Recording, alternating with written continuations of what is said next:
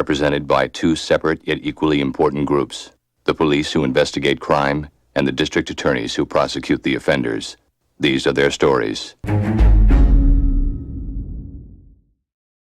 Hello everyone, welcome back to Ketchup Court. I go by the name of Heinz, your friendly neighbor Ketchup man, and this is Source and Order. This is episode 13. Wow, we have come a long way because I've learned a lot about this show, especially when I look over, and literally we have reached a point in which I believe this is literally what the spine of the show is about, where we get to now map out every testimony that has been established, especially from episode 1, where I introduced why the show was built and the inspiration behind it, and it's become clearer and clearer that this is that ketchup spill moments that the journalist I was referring to. You can go watch for more information on that, but the journalist I was referring to in that episode, this is what he was talking about, because he did map out everything that the president at the time had done. But I'm not going to go through all of that. I basically just want to say that this is a point that I'm pretty much going to, I'm not going to make it a main rule, but I'm going to be going through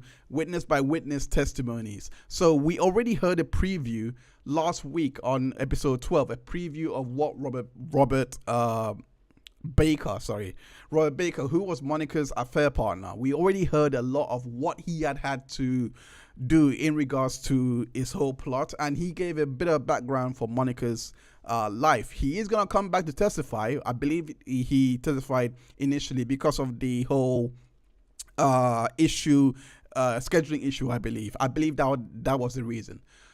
So he only gave a bit of a testimony, and then his Monica's sister, and also James Fillmore, who was I don't know the relevance of his testimony, but anyway, Monica's sister came on to testify. Her name is Anna Crescentini, and after seeing her testimony, I'm like, there's no way I can treat anything happening on Cross the same way I've been treating on direct exam. That's how I got to understand that the previous weeks I've been calling recaps, it's not really recap.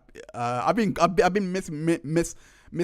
assigning it. It's literally just laying the foundation to what we're getting to now.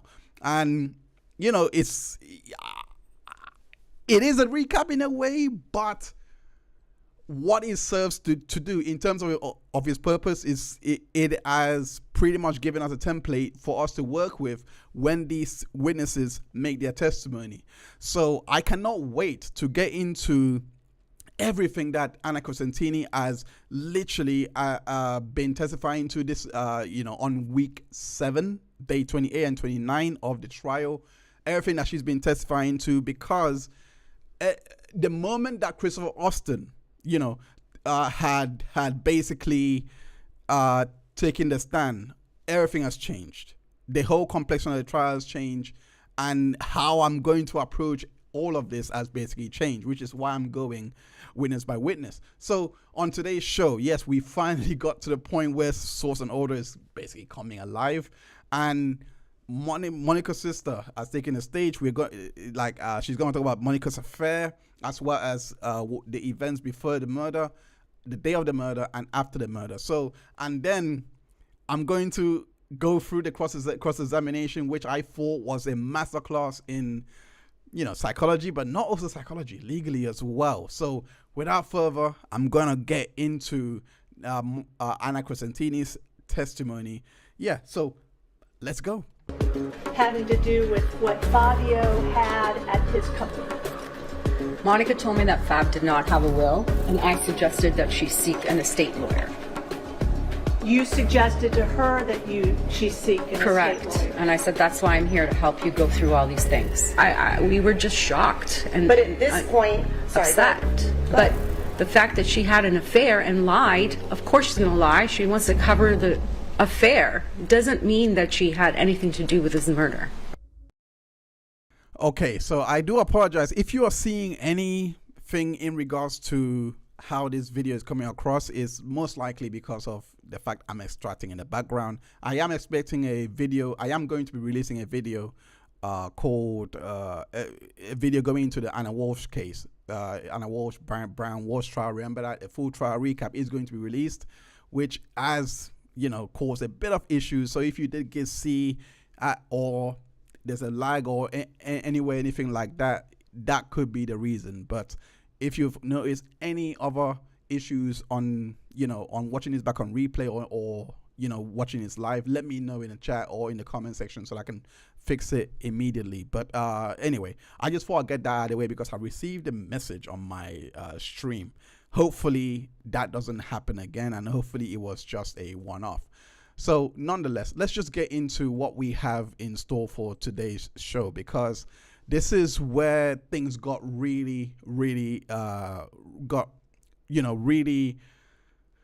hairy, I would say. So without further, I'm gonna go into the direct examination using the trial channel. Of course, we have been using her channel all through this show.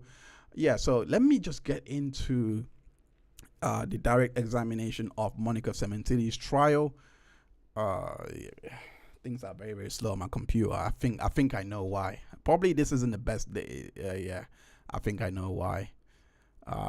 Bear with me while I try to get everything up and running. Oh gosh. Okay, let's go into it now. All right. Okay, so damn. Okay, here we go. This is her boyfriend, and we started to go on. Okay, I don't think this is the best day to do this show. Because the background information. This is the first time it's happened to me, because usually but yeah, there's too much running in the background. I'm going to postpone this to next week because it has literally ruined my flow. Yeah, okay. I'm going to stop it right there. We are going to tune back in next week, and then we're going to continue from then on, because, yeah. So if you do watch this back on replay, just tune back in next week, and then we're going to pick back off from where we stopped, because, yeah, it's unfortunately, it's just very slow. It's just extremely bad for my PC. So